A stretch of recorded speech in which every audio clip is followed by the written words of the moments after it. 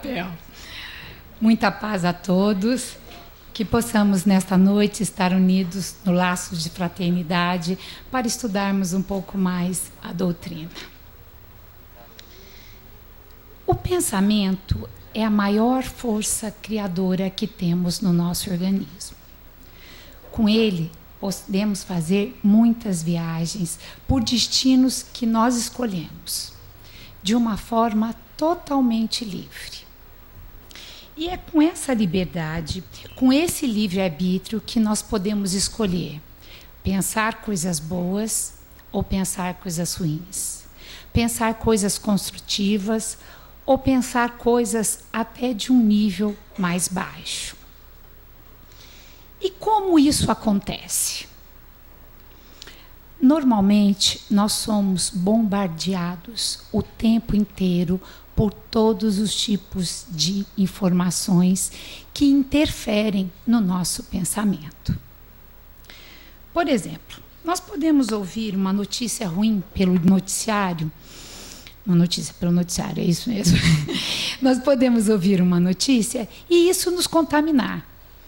Deixa o nosso dia pesado, deixa o nosso dia acabrunhado. Podemos ouvir uma resposta ríspida de alguém e isso nos carrega de agressividade.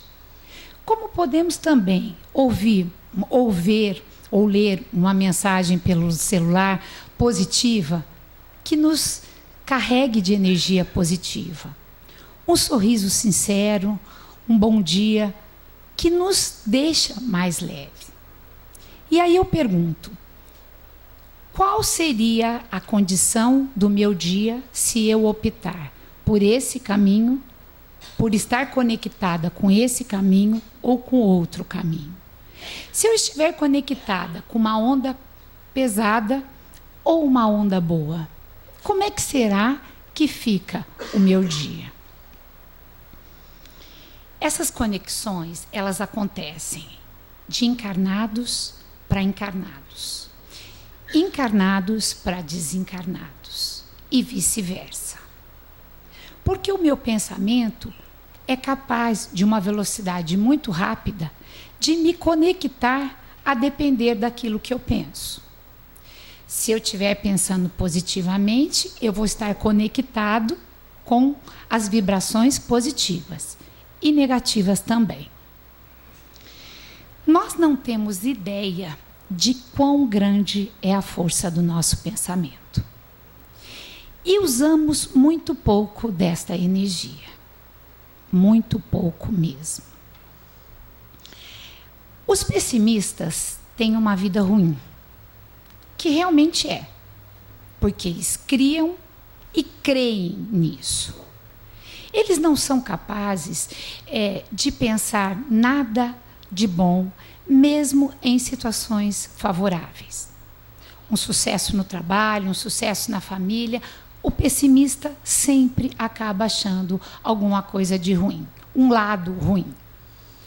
Ao contrário dos otimistas, que mesmo em situações desfavoráveis, consegue tirar proveito e uma lição daquilo que aconteceu. Então, essa liberdade de escolha, onde eu quero me conectar, está muito nas nossas mãos. Eu mesmo passei por um fato, e para alguns alunos que já foram meus, esse fato já é conhecido, para outros não, eu vou contar o que aconteceu comigo logo que eu me casei. Eu tive um desentendimento com a minha sogra. E eu fiquei muito chateada, muito magoada. Toda vez que eu pensava no fato, eu chorava. E aquele sentimento estava muito ruim.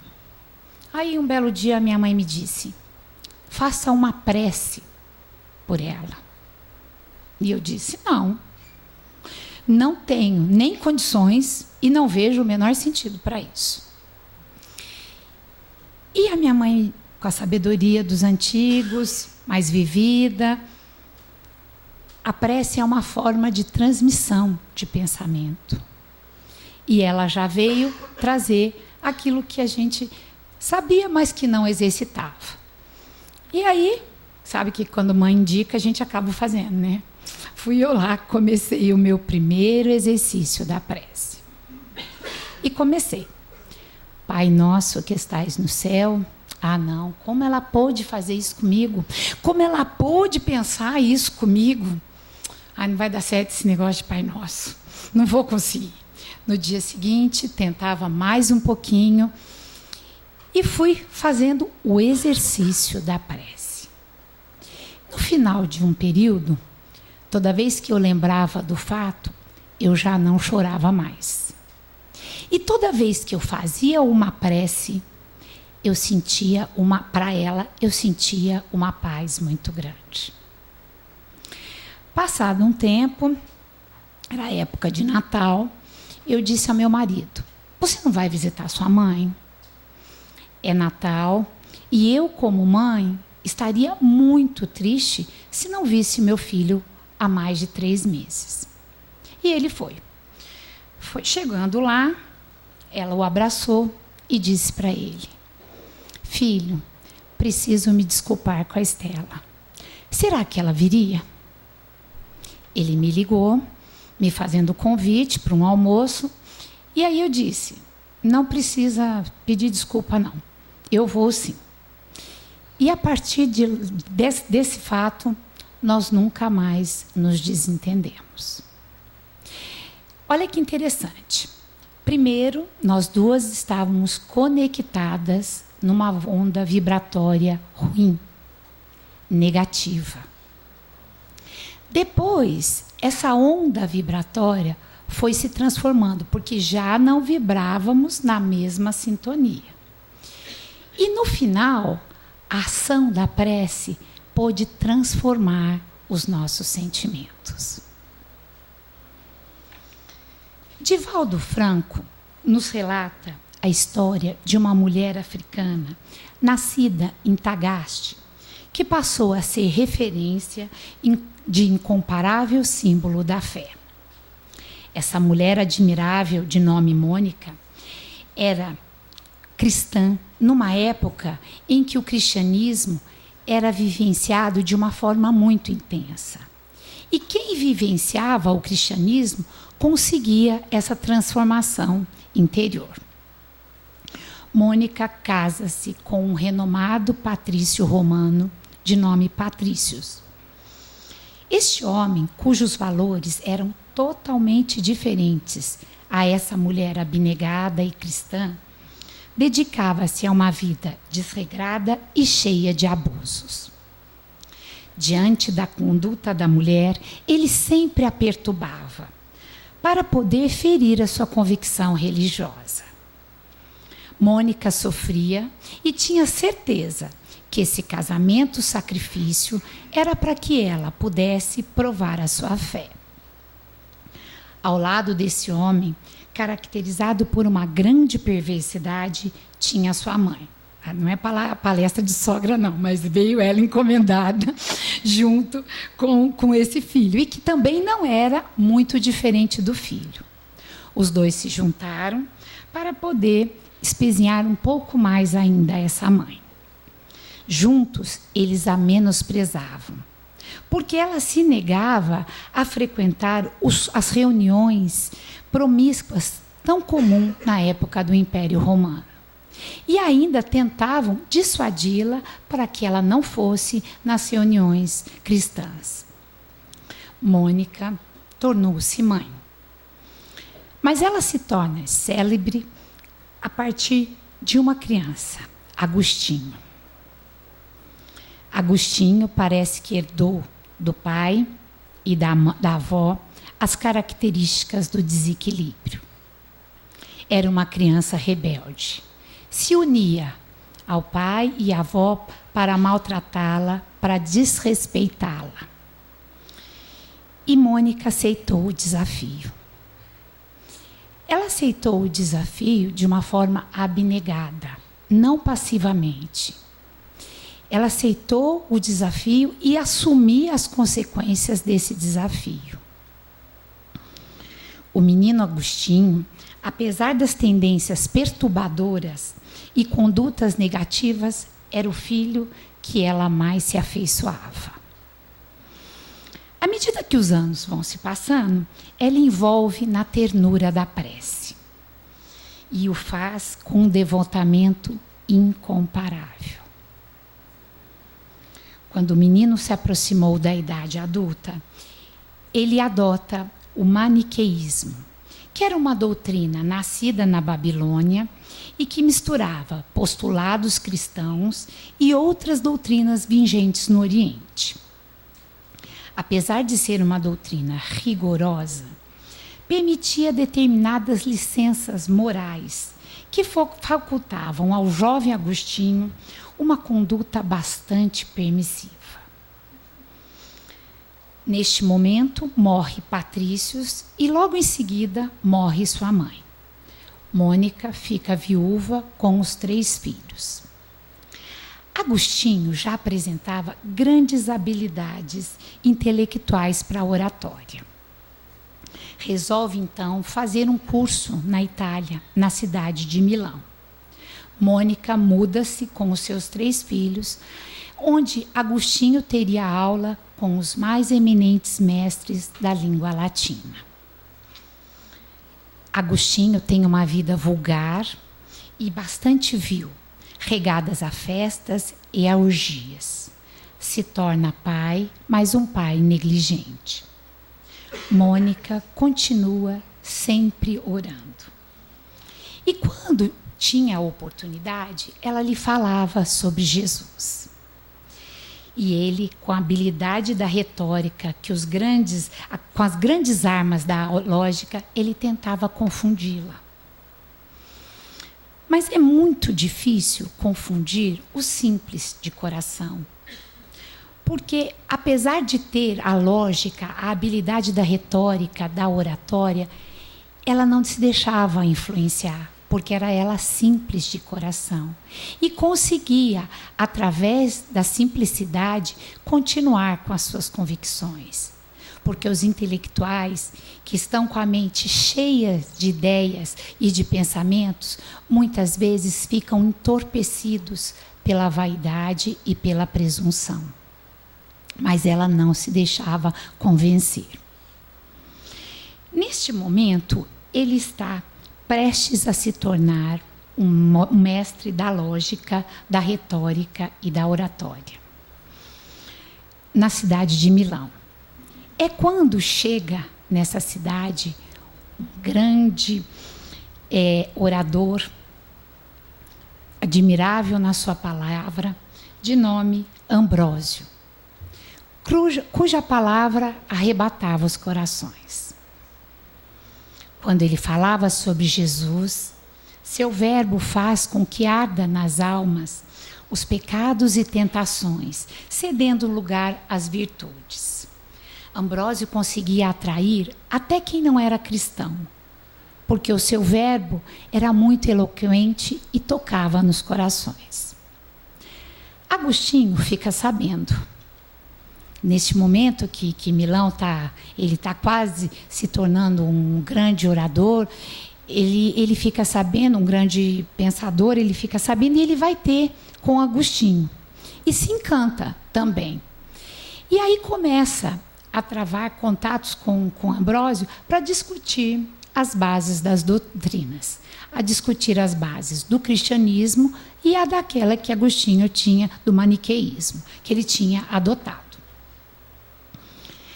Conta-se, certo dia, que Agostinho estava um tanto quanto confuso e que teria escutado uma voz oculta que dizia mais ou menos assim: vá à catedral e segue aquilo que foi dito, porque hoje é o seu dia. E Agostinho vai. Ambrósio retira naquela noite o que falaria de improviso. Pegou 3 pergaminhos de forma aleatória, com as mensagens de Jesus. E as mensagens, que a gente sabe que não eram aleatórias, tocaram muito o coração de Agostinho. A tal ponto que depois que ele sai de lá, ele já se torna outro homem. Renasce na própria existência. Vai em busca da sua mãe e fala-lhe com infinita ternura: vencestes, minha mãe. Vencestes. Suas preces foram ouvidas. Os senhores do mundo te ajudaram. Vencestes, minha mãe. 27 anos dessa mãe rezando por um filho. 27 anos desta mãe tentando resgatar esse filho do mal. E conseguiu. Agostinho resolve sair de Milão e volta para Hipona, na África, onde mais tarde, antes disso, ele vai estudar os feitos de Jesus e vai se tornar o bispo, porque era muito comum os religiosos terem esse título. Ele vai receber o título de bispo de Hipona. Agostinho volta a Milão junto com a sua família. A mãe, um tanto quanto debilitada, depois dessa viagem longa, está prestes a falecer. Mas antes, ela fala, antes da despedida, ela encerra com ele, abençoando o filho e dizendo: nunca esqueça do poder de uma oração.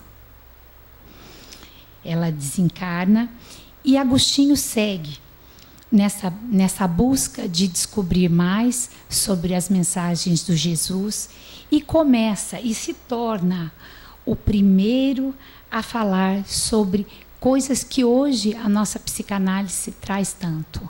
Ele começa a estudar a si mesmo. Ele faz uma reflexão e ele começa a analisar os seus erros e trabalhar com a possibilidade que nós podemos nos modificar.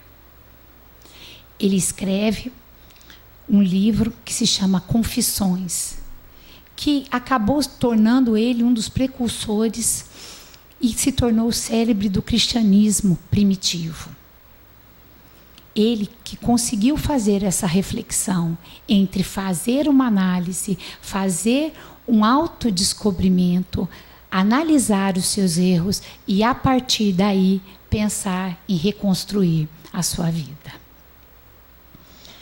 Logo em seguida, ele trabalha com o erro e com o acerto, a queda e o soerguimento, porque isso faz parte de nós, seres humanos que somos.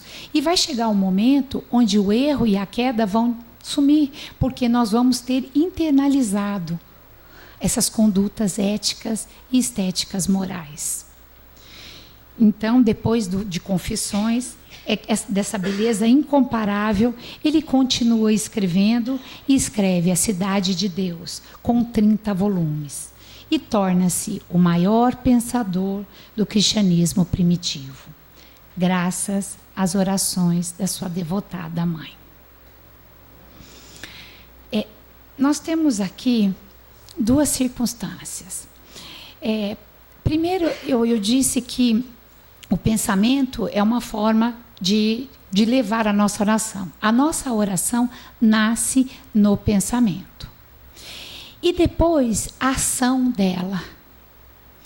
Nós, normalmente, não temos essa dimensão de quão grande é o poder dessa oração.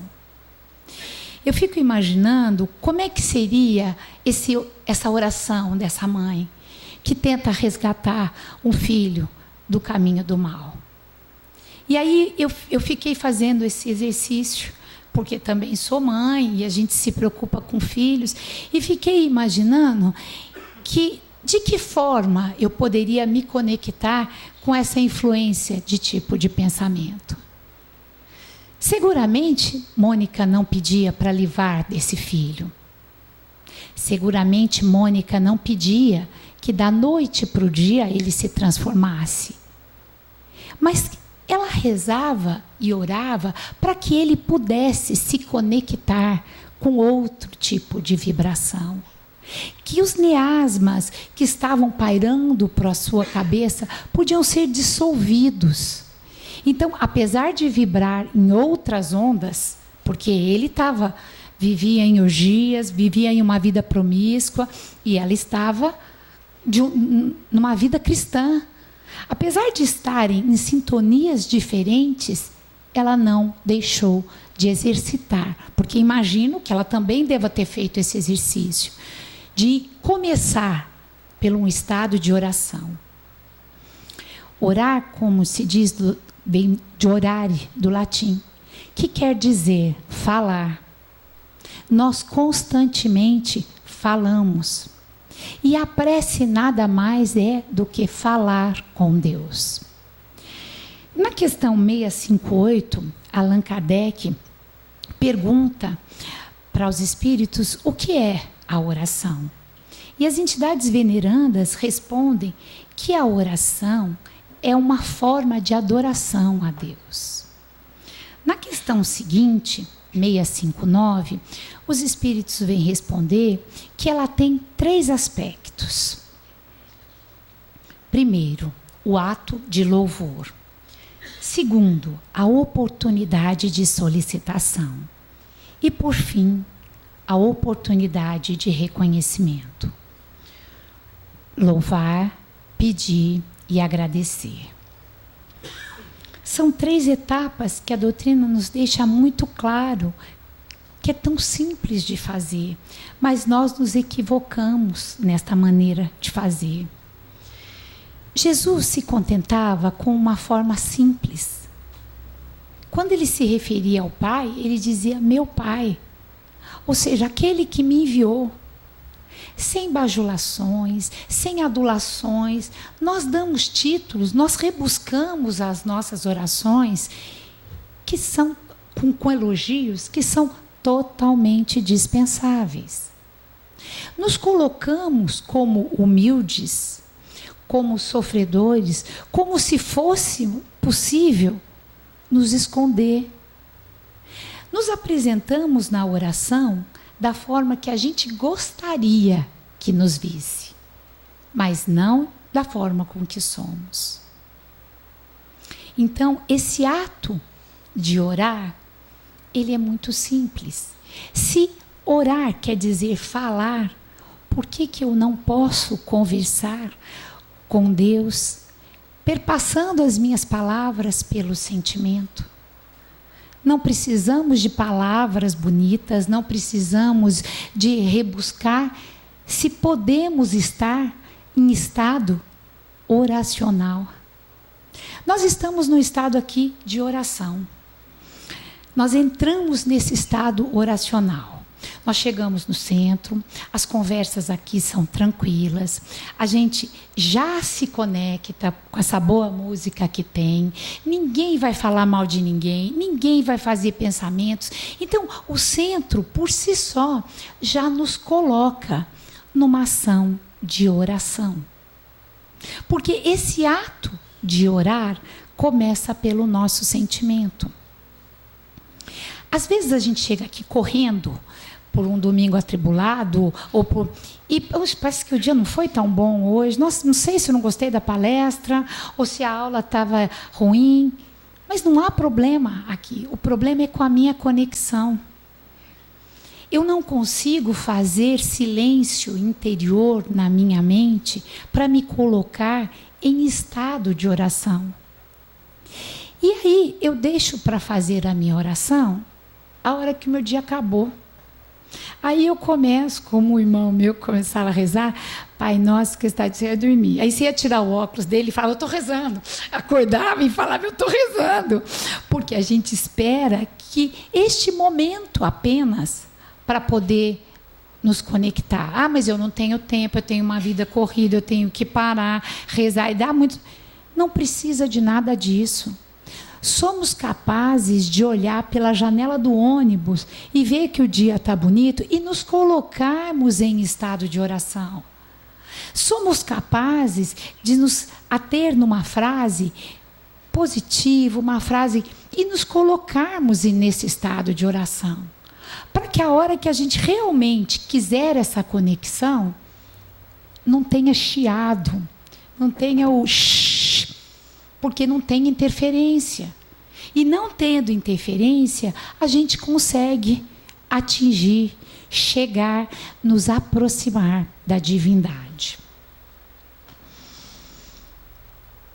Kardec deixa bem claro que a oração não tem o poder de mudar a diretriz do nosso destino.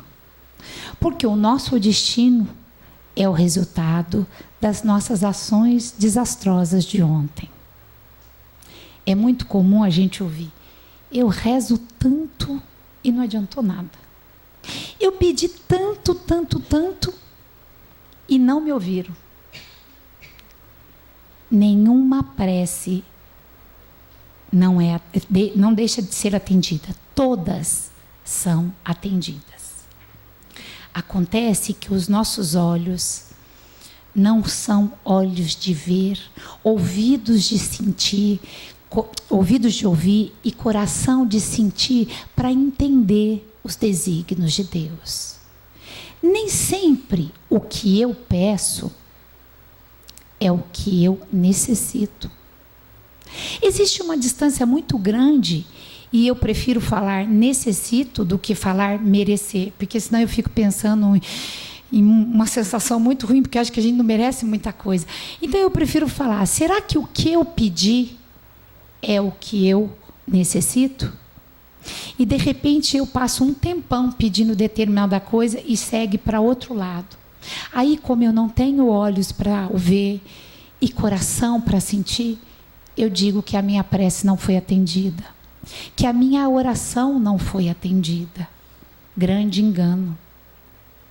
Porque a prece, ela tem, sobretudo, um elemento chave, que é nos abrir, nos conectar e, sobretudo, nos fortalecer.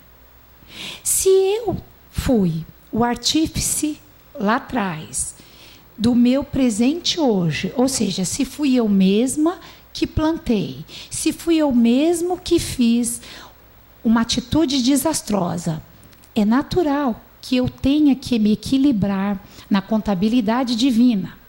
E aí eu vou e começo a rezar, pedindo para que tire de mim essa oportunidade, para que eu não passe por essa oportunidade de ressarcimento de débito. Ao invés de pedir que eu tenha forças, que eu consiga entender, que eu consiga visualizar qual é o objetivo desse sofrimento, qual é o objetivo disso que eu estou passando. E aí sim eu vou conseguir abrir os canais e estar recebendo intuições através de um amigo que fala uma coisa, através da página de um livro que eu leio e vem como resposta. Porque essa equação ela tem que estar zerada. Não tem como. Mônica pedia forças, não pediu para trocar de filho. Não pediu para poder substituí-lo. Então, essa ação da prece... E outra coisa que a gente se equivoca muito, lembramos do ato da prece quando estamos desesperados. Quando passamos por um sofrimento, por uma situação, e aí lembramos de Deus. Quando deveria ser o contrário. Estamos bem, vamos nos conectar com Ele. Não precisamos ter... Aí a prece vem naquela ação desesperadora, carregada de sofrimento, e a gente nem consegue nos conectar para receber as energias positivas, as intuições, as vibrações. Ficamos de guarda-chuva aberto. E quando o guarda-chuva está aberto, nada chega. Então, esse desespero, esse petitório que a gente faz nas orações, às vezes a gente escuta a criança pedir... proteja minha mãe, proteja meu pai, que eu ganhe aquela boneca, que eu faça... Quer dizer, acaba sendo um ato único e exclusivamente de pedir. Não precisamos entrar nesse estado de sofrimento, porque a hora que a gente já está debilitado. Ao passo que, se colocarmos constantemente, como diz Paulo de Tarso, muito muitas vezes, todos os dias, em estado de oração, a hora que chegar as vicissitudes, estaremos mais fortalecidos. Quando a gente vai fazer a nossa prece, o nosso pensamento é muito rápido. E dá a ideia que nós pensamos várias coisas ao mesmo tempo. Então é muito difícil a gente manter uma ideia fixa para poder fazer a nossa oração. A gente cria uma imagem, que isso é um facilitador. Por exemplo, se eu falar para vocês, gente, vamos pensar em paz, cada um de vocês vão ter um registro. Eu vou pensar em branco, o Francis vai pensar numa música, a Mabel vai pensar no mar, enfim. Cada um vai pensar em alguma sensação que remeta à paz. Nós temos uma biblioteca vastíssima, psicografada, onde constantemente nós podemos buscar esse recurso. Eu não tenho tempo para ler. Nossa, mas eu não tenho tempo para ler uma frase? Eu tenho tempo para não sair do WhatsApp. Eu tenho tempo para negligenciar a família, como eu às vezes faço, largando o filho no vácuo, não respondendo porque estou no celular. Será que eu não tenho tempo para poder pensar numa leitura? Não digo uma leitura, parar, ler um livro, mas uma frase, onde eu possa criar um clichê mental e fixar. Isso fica muito mais fácil, me colocando em estado de oração, onde eu fixo naquele determinado ponto. Conta um notável médico francês, Alex Carré, de uma obra memorável dos anos 40, que se chama Os Milagres de Lourdes. Uma experiência que ele vivenciou. Naquela época, a Gruta de Lourdes era visitada por muitas pessoas e muito provavelmente ainda o é, porque essa gruta ficou conhecida pelos grandes milagres de cura que ela fez. Médico que era um pouco mais cético, ele quis ver com seus próprios olhos o que acontecia nessa gruta. Aqueles trens que saíam de Paris carregados de doentes com doenças degenerativas e terminais. E um dia ele tinha 3 ou 4 pacientes que ele acaba relatando, mas ele vai acompanhar uma das suas pacientes que estava com tuberculose bilateral. A viagem dessa jovem, que estava muito mal, foi muito penosa. As locomotivas eram sem conforto nenhum. A quantidade de gente nas classes era muito grande. E ela já estava muito debilitada. Durante a viagem, ela teve muitas crises de hemoptise, que é aquela tosse seguida de sangue. Ele vai fazer um exame no trem, examina, vê que ela está com quase 40 graus de febre. Estado realmente quase terminal. Chegando até Lourdes, mesmo ela nesse estado, ela fica impressionada com o que vê. Uma série de pessoas carregando outras pessoas muito doentes. Ela já fica em estado de êxtase. Alex pede então que possam passar lá na frente porque ela está agonizando. E ela é levada junto aos doentes paralíticos, aqueles que estão já realmente em fase terminal, aqueles que estão em cadeira de roda. E ele fica observando-a e começa a missa. E assim que começa a missa, ele percebe que ela fixa o seu olhar na gruta. E seus lábios movimentam-se como se estivesse orando. E à medida que ele vai observando, aquela palidez natural dos tuberculosos começa a desaparecer. Ela tosse e fica em estado como se estivesse hipnotizada, movimentando os lábios. no término da missa, ele vai examiná-la. A febre tinha cedido. A ausculta do pulmão estava limpa. E ele pergunta: o que você estava fazendo quando olhava para a gruta? E ela responde: orando. E ele ainda não se conforma. Você pediu a sua cura? Ela disse: não me lembrei. Eu estava me entregando a Deus, me colocando à sua disposição para que Ele fizesse aquilo que julgasse necessário. E Ele optou por restabelecer a minha saúde. Muito provavelmente porque eu devo desenvolver alguma coisa comigo ou para com os meus semelhantes.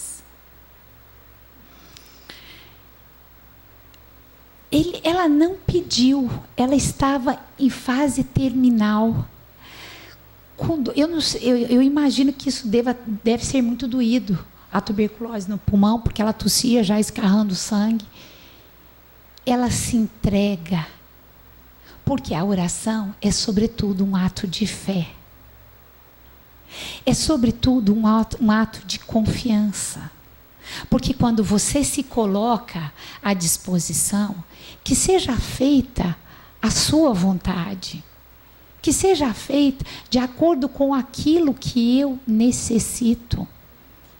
Eu confio. E ela confiou. Ela confiou na certeza do que estava acontecendo. Na certeza de que qualquer que fosse a decisão, ela estaria segura. Então, pedir, orar, rezar, sem fé, de nada vale. Se o pensamento é força criadora, se a oração nasce no meu pensamento, eu preciso da vontade, que é o veículo do meu pedido, da minha oração. Eu preciso ter a intenção. A gente vem ao centro, escuta uma série de coisas, lê outras tantas e fica pensando: nossa, eu preciso me mudar. Eu preciso me reformar. E às vezes até pede que eu possa ter uma outra forma de pensar. Mas será que eu quero isso mesmo? Será que eu busco isso mesmo?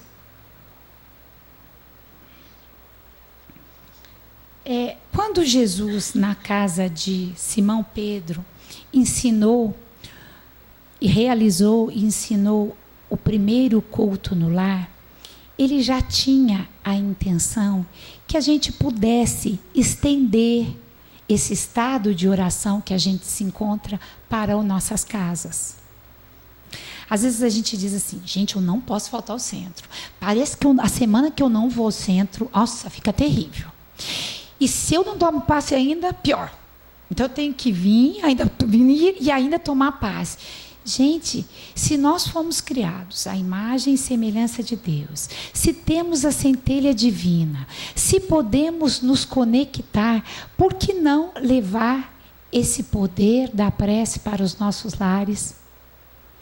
Onde, juntos, em família, estabelecemos uma conexão com uma equipe fluídica que pode nos auxiliar.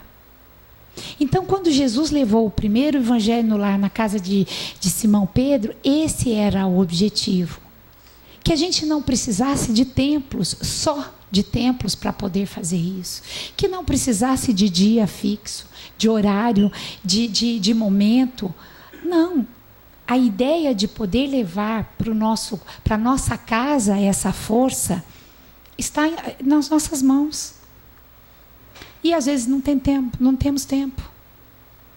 Eu tive uma tia que durante 33 anos ela fez o evangelho no lar sozinha. E ela fazia o evangelho no lar às 5 da manhã. Porque o marido era um alcoólatra e ele não podia vê-la fazendo o evangelho. Então, às 5 da manhã foi um horário onde ela conseguia fazer o seu evangelho. E fazia em voz alta. Ela abria o evangelho, lia e fazia em voz alta. Passado um tempo, esse tio desencarnou, largou a bebida, enfim. E foi dada uma comunicação numa sessão mediúnica, espíritos agradecendo, que foi graças à atitude dela, de firmeza de oração, de firmeza de conduta, que eles conseguiram dar outro sentido à sua vida. E nós não temos tempo. Nós não temos tempo numa época onde a comunicação está muito rápida. Nós somos capazes de nos conectar com alguém que está do outro lado do mundo, usando um aparelhinho sem fio nenhum. Somos capazes também de saber o que aconteceu quase que instantaneamente do outro lado. E não temos tempo de encontrar com a nossa divindade, de nos conectar com a nossa divindade. E aí ficamos, não, Deus me abandonou. Não, Deus não abandona ninguém. Aliás, Ele está lá sempre à espera. Nós que temos tido pouco tempo para poder buscar Deus. Nós que temos tido pouco tempo para conversar com Deus. E de uma forma franca, de uma forma tranquila, de uma forma amena. Porque a prece, ela tem esse poder. A prece tem esse poder de nos fortalecer. E esse fortaleza não é para que a gente saia retirando coisas, não. Essa fortaleza é para que a gente fique em paz.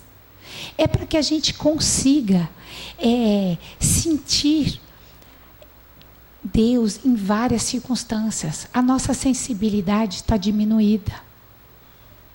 O nosso senho está carregado. As nossas palavras são carregadas. Não aqui, né? Aqui a gente está sempre em estado de oração, porque esse é o estado que a gente vem aqui. A gente já vem com essa predisposição para o centro. Mas precisamos sair, levar isso para as nossas vidas. Uma vez o meu filho me disse, nós temos o hábito de sair para viajar e fazermos uma prece antes. E uma vez um deles me disse, mãe, se o avião tiver que cair, você mesmo disse que as coisas que têm que acontecer, acontecem. Você acha que com essa prece ele não vai cair? E eu disse para ele, não, ele vai cair. Se ele tiver que cair, ele vai cair. Só que se a gente estiver com a prece, a gente vai estar fortalecida para passar por essa queda. Ele, entendi. Eu pensei que você estava achando que com a sua prece ia ter esse poder. Eu falei, não, de jeito nenhum. Com a nossa prece é que a gente peça para que a gente tenha forças para poder passar por aquilo. Olha que foi um exemplo lógico que ele usou, mas é verdade, as coisas que tem para acontecer, vão acontecer. Mas vão acontecer de uma forma que estamos mais fortalecidos. Orar para encontrar o nosso Deus interno. No momento em que a gente silencia, estabelecemos um vínculo com a divindade. A nossa vida, portanto, será um ato de prece. Os tormentos de fora não nos perturbarão. Gente, eu vou convidar Helena para fazer parte e vou pedir licença para eu poder ler a prece Pai Nosso por Emmanuel. Vou pedir a minha amiga que me acompanhe.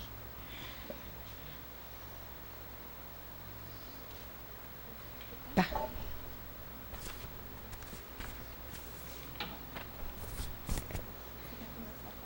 Pode começar você.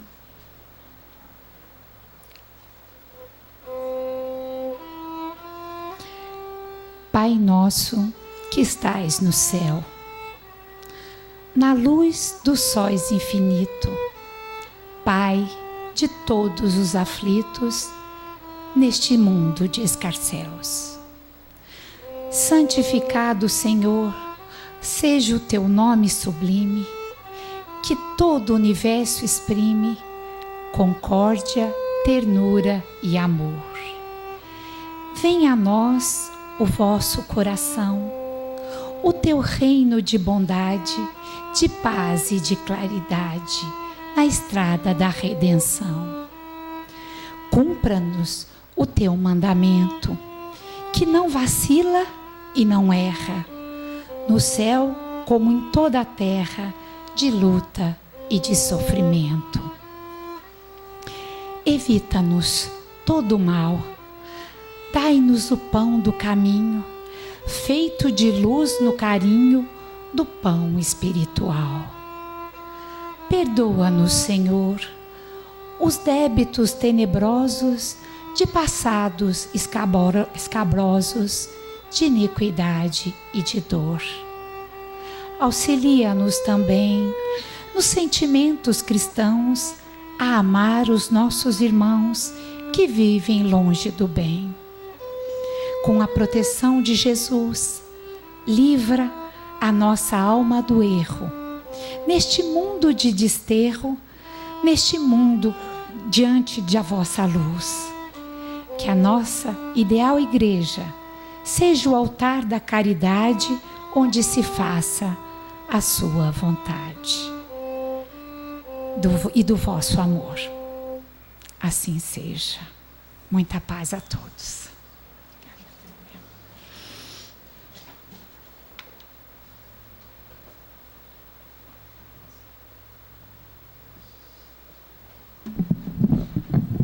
Bom, para encerrar, nós só queremos agradecer bastante a Estela por essa mensagem clara, otimista e muito esclarecedora para nós. Lembrar que Emmanuel, ele diz em uma de suas mensagens que nos dias atuais, a maior parte das orações que fazemos permanecem nos mesmos núcleos de origem.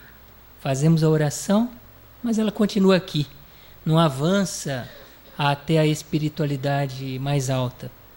E não é de se espantar que isso aconteça em razão do estágio evolutivo da humanidade atual.